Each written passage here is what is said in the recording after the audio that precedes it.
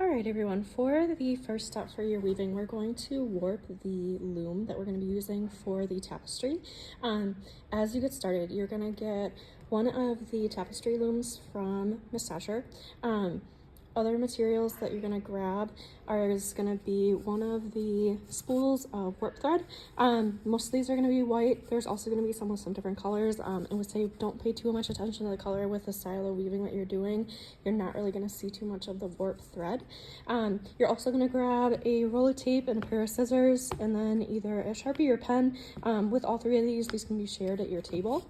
And then for getting started, you're going to start by taking an end from the spool of thread, and you're going to start by creating a loop.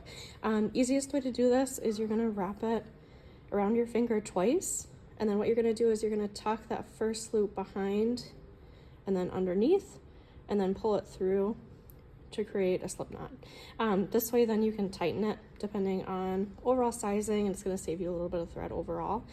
So just to do that one more time, you're going to do 2 loops along your finger, hold down the end on the inside, and then you're going to take the one closest to the end of your finger, bring it over, and then tuck it under that second thread. And then you're going to kind of wiggle that off your finger, take the end and then the length of thread, pull tight, and you'll create that little slip. Once you have that hoop, then what you're going to do is you're going to get it lined up with the loom itself. You're going to tuck it just in this first tooth, and then from here you're going to start to go through and warp the loom itself. As you go through and do this, you want to keep pretty firm pressure, and then you're just going to go almost like every other tooth, so you have those lengths that run down along each side.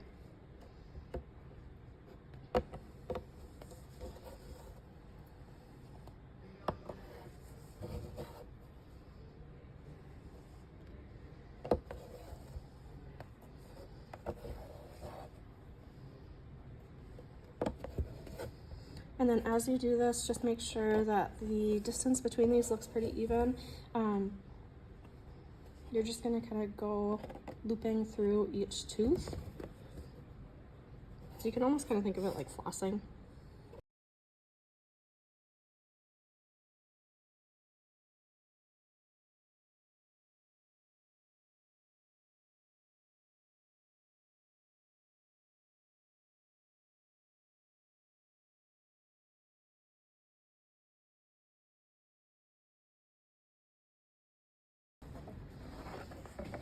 All right, so as you go, just make sure that your tension's fairly even.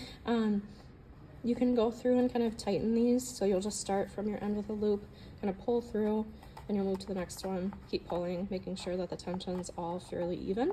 You'll do this all the way to the end, and then once you feel like tension's good, then what you'll do is you're gonna bring it along the last spot. You're gonna do a couple twists around this last tooth. It should be in the corner, kind of directly diagonal from the one that you started on. And then once you have a few loops, you're going to flip it over. You're going to tape down that piece of thread. And then you're going to write your name on here.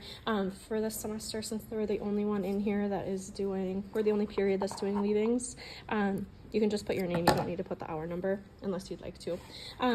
Once you have that taped down, you can do another piece just to make sure that it is held in place and there's no chance of it coming loose. This will be kind of the main step for getting this set up.